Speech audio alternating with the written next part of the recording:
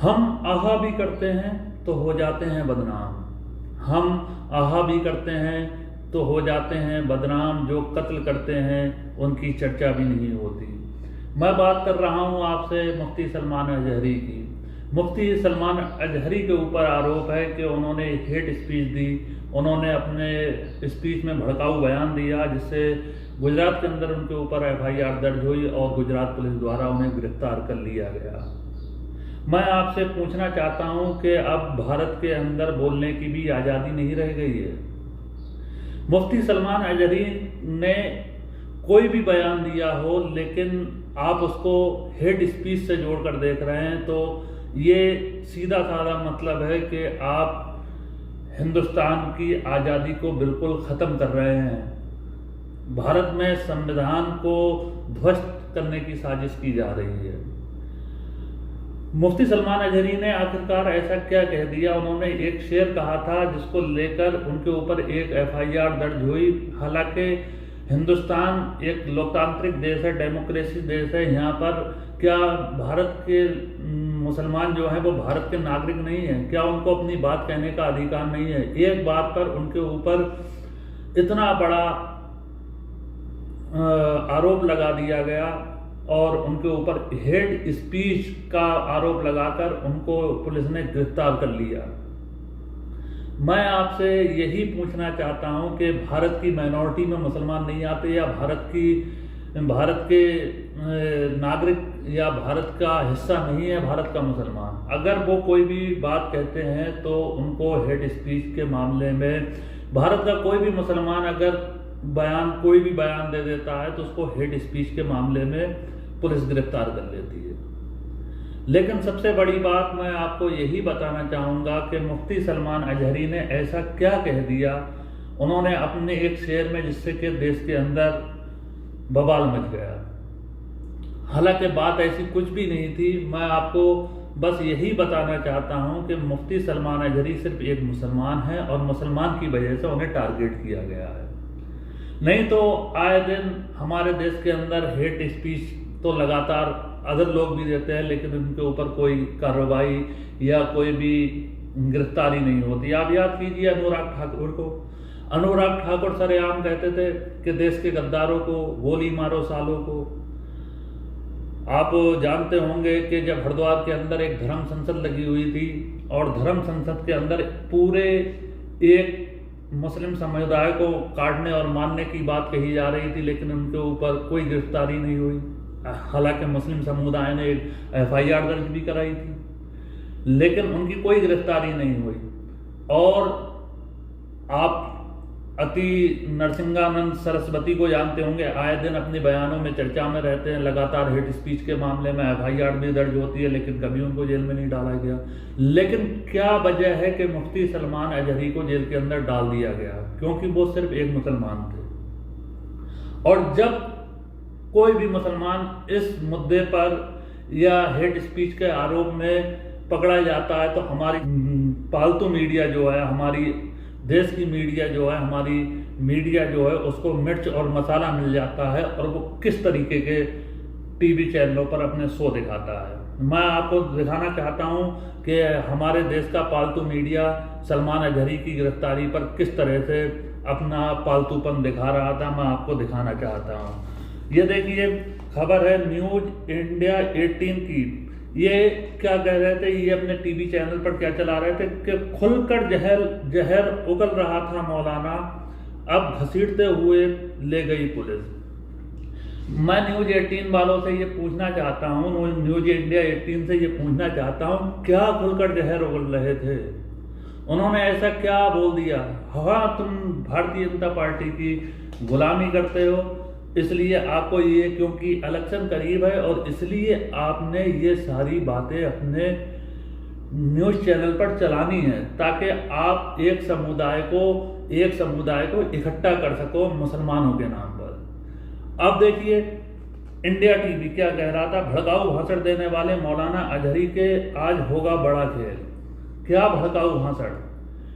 कोई भड़काऊ भाषण नहीं था मुफ्ती सलमान अजहरी का, लेकिन आप कह रहे हैं कि भड़काऊ भाषण देने वाले मौलाना का आज बड़ा होगा खेल। कभी आपने इसी बात को, जब अनुराग ठाकुर कहते थे देश के गद्दारों को गोली मारो सालों को, या फिर हरिद्वार के अंदर धर्म संसद में मारने और काटने की बात चलती है, अति नरसिंहा सिंह सरस्वती जो हैं वो लगातार हेट स्पीच देते रहते हैं, कभी आपने उनके बारे में इस तरह की खबरें चलाई? कभी नहीं चलाई होंगी। आप याद कीजिए राजा भैया को, राजा भैया किस तरीके से हेट स्पीच के मामले में जाने जाते हैं, लेकिन उनकी कोई गिरफ्तारी नहीं होती। क्यों? क्योंकि वो भारतीय जनता पार्टी से ताल्लुक रखते हैं। और सिर्फ एक मौलाना की बात, मुंह से अगर कोई बात निकलती है तो आप उनको गिरफ्तार कर लेते हैं और न्यूज चैनलों पर इस तरह की खबरें चलाते हैं ताकि एक पॉलिटिकल पार्टी का आप प्रचार कर सकें। आप देखिए एबीपी न्यूज क्या चला रहा था कि भड़काऊ भाषण देने के आरोप में मौलाना ने की जेल से ये अपील। मौलाना ने भड़काऊ भाषण नहीं दिया, मैं पहले भी बता चुका हूं, और आप ये बोल रहे हैं कि उन्होंने जेल से ये अपील की है।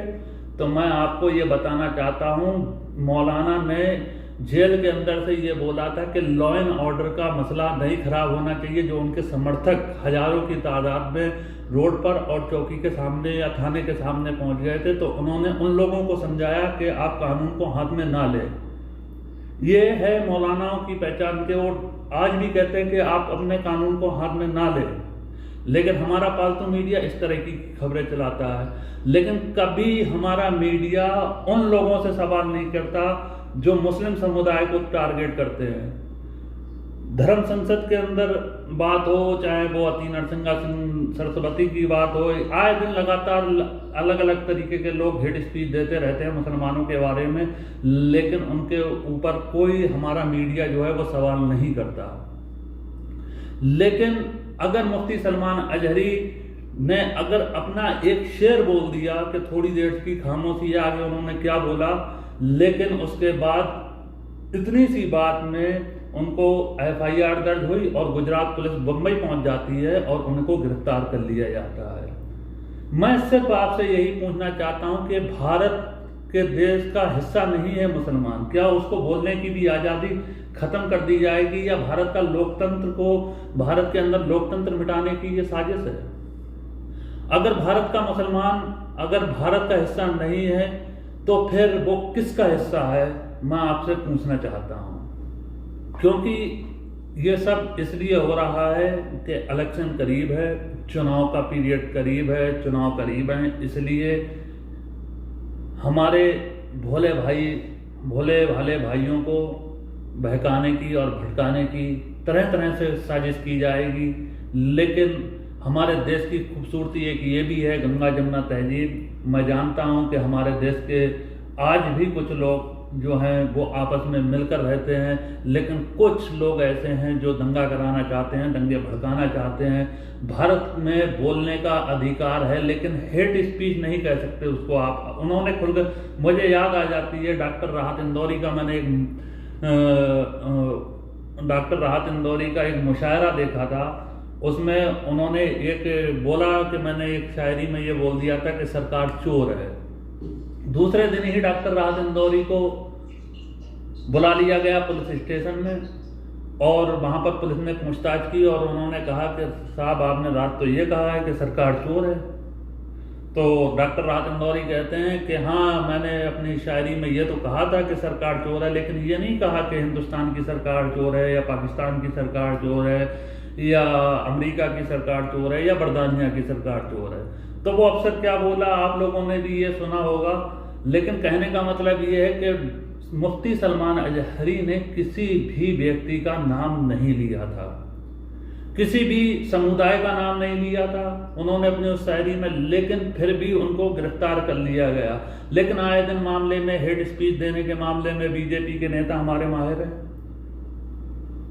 लेकिन उनके ऊपर या फिर कुछ हमारे देश के और लोग हैं जैसे अति नरसिंहा सरस्वती हो गए, राजा भैया हो गए, ये लगातार हेड स्पीचें देते रहते हैं, लेकिन कभी इनसे कोई पूछताछ नहीं की जाती, ना इनके ऊपर कोई गिरफ्तारी होती है, एफआईआर दी जाती हैं, लेकिन उन एफआईआर को दबा दिया जाता है। रागिब मलिक को दीजिए इजाजत। हमारी आज़ाद और स्वतंत्र पत्रकारिता का समर्थन करने के लिए हमारे चैनल को सब्सक्राइब करें, बेल आइकन को प्रेस करें। वीडियो अच्छी लगी हो तो वीडियो को लाइक करें, शेयर करें, कमेंट करें। जय हिंद, जय भारत।